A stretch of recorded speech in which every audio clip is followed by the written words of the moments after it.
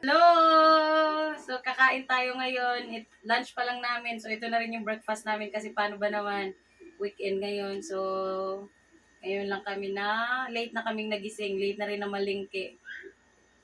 Ayun. So, ngayon for today's meal, dahil Saturday nga, may panahon, may time magluto. So, si Papa ay nag-prepare ng, ano to tawag nito? Kinilaw. Tapos, meron siya dito ano kami ng, ito? Tuna ba ito di ay? Ihaw siya ng tuna. Tapos ako naman, dahil mura lang ang mangga ngayon, bumili ako ng mangga. Yan. Tapos meron din siya ditong gulay, talbos ng kamote. Ayan. So, tara, samahan nyo kami, kumain tayo.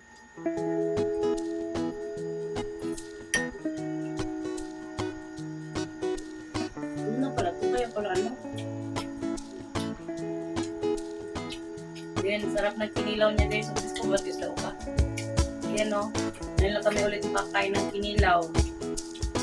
Kasi paano ba man kapag mga may klase, tapos may duty siya, permiti lang may mupalit o luto ulam sa gawas. Laging yung mga nasa karinderya, syempre gabi na rin nakakauwi, tapos pagod na, may asikasuhin pang bata. So, doon na lang. Sa karinderya lagi namin binibilang kami bumibili. Sarap din naman ulam nila, saka mura lang.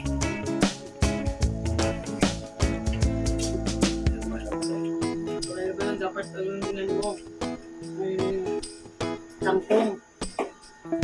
Si Ella wala siya dito kasi tapos na siya kumain kasi mag-aalauna na ata ng hapon ngayon. Dito palang tanghalian namin dahil alas 11 na kaming nagising. So, nauna na siyang kumain sa amin.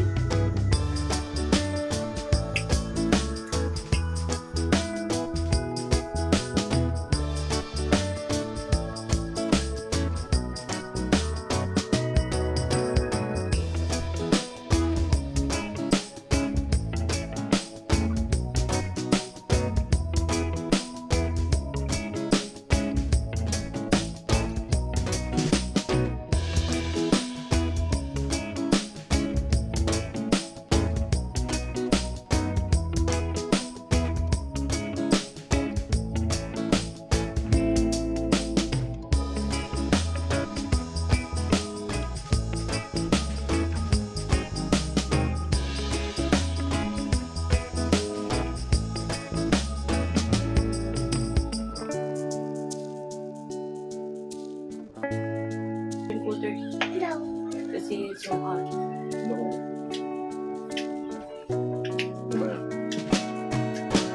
Grabe, so yun nga guys, doon lang nagtatapos ang ating video dahil tapos na kami.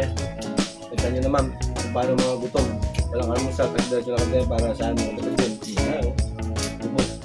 Kita nyo naman.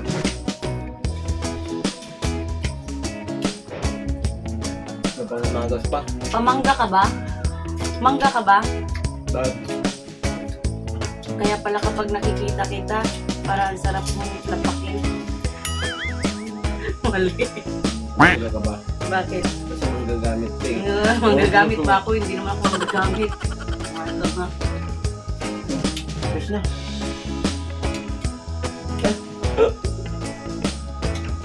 So yun, nagtatapos to ang aming simpleng tanghalian. So, bye-bye! Bye-bye na! Bye! Keep safe everyone! Thank you Lord for our Bye-bye. food!